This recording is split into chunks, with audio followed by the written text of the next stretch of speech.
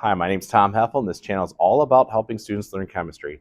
In this video, we're going to be talking about Lewis acids and bases.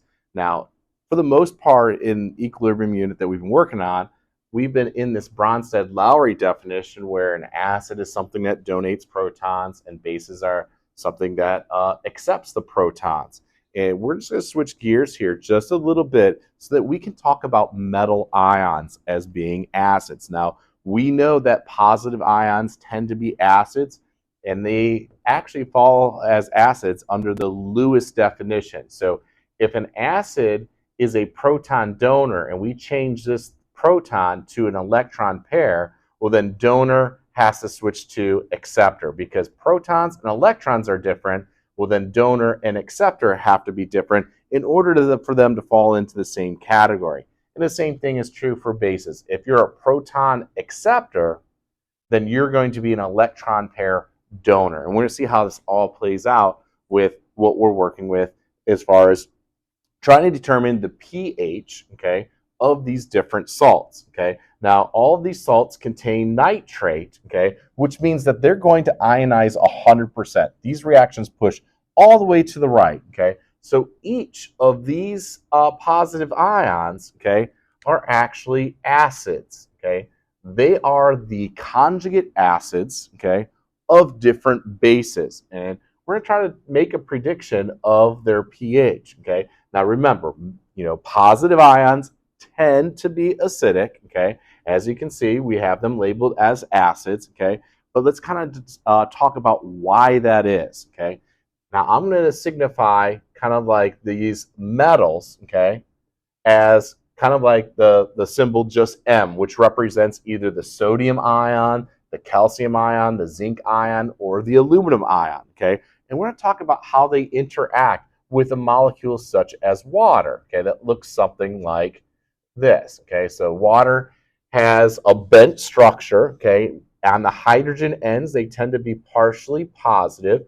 And then on the oxygen end, because it's more electronegative than the hydrogen, the electrons are kind of being pushed towards the oxygen. So this part is going to be partially negative, okay?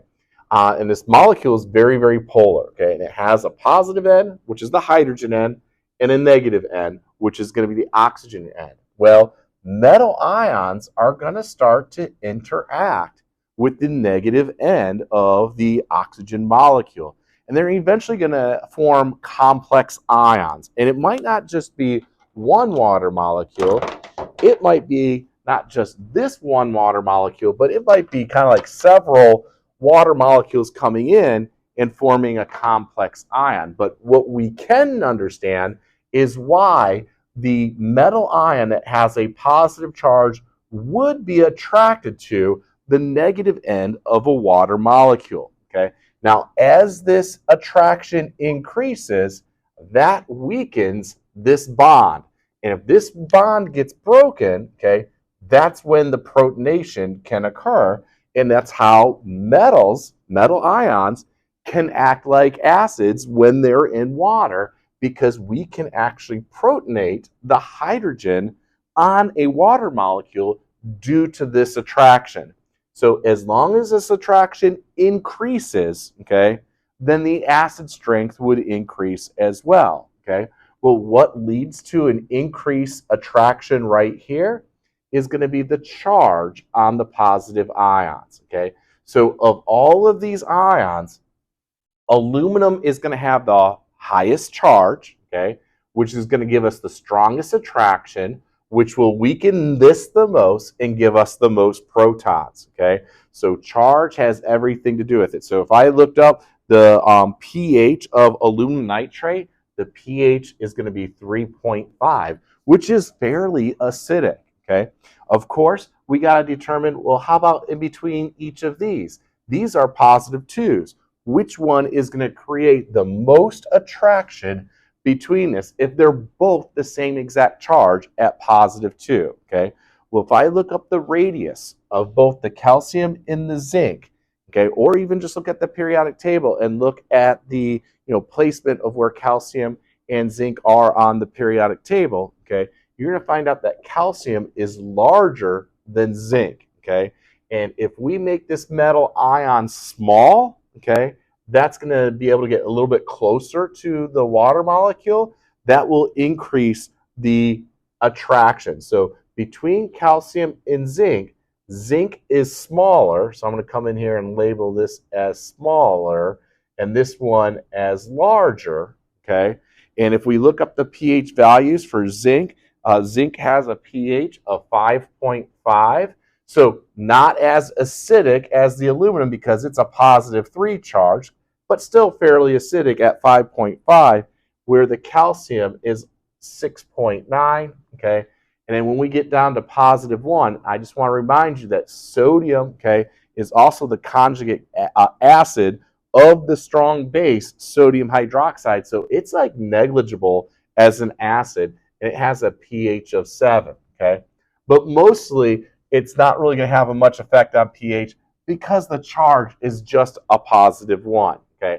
So the two things that can help increase this attraction right here is going to be a high charge, like the aluminum ion, okay, and then small radius, okay? And that's why zinc has a pH that's more acidic than the calcium, okay? So hopefully that helped you understand why these pHs are what they are. So positive ions are acidic, okay, because they attract water molecules and weaken the bond between oxygen and hydrogen to create some protonation of these protons, okay, off of the water molecule, okay? Now, I'd like to talk about Lewis bases here a little bit. So all of these are considered Lewis acids, okay, because they are electron pair acceptors, right? Because if you're positively charged, you don't mind taking in some electrons. You're attracted to those electrons. Well, what is something that's going to be an electron pair donor would be something like our ammonia, which is going to be NH3. Okay, now NH3, if I drew its structure, it's going to be bonded to 3 hydrogens, but there's going to be this electron pair right here, okay? And obviously anything with nitrogen can donate those electron pairs, okay, and therefore be considered a base, okay? Something that it might donate it to would be like a compound like BF3 would love to take in those electrons, and when they do, they would form kind of this structure here. We have the NH3 over here and the BF3 over here because these electrons were donated over here to create this covalent bond, okay? So anything that has nitrogen in it is going to be a pretty good Lewis base, okay?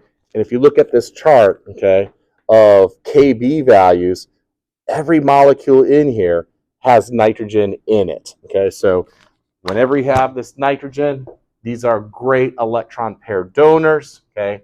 Metal ions are great electron pair acceptors. So hopefully this helped you understand Lewis acids and bases. It's just the reason why we go to Lewis is just to include more things as being considered acids, okay? And we don't have to stick to these things that just have hydrogen in it. If you found this content helpful, please give it a like and subscribe. And when you do add that comment, it really does push this information out to other students that might be interested in learning chemistry.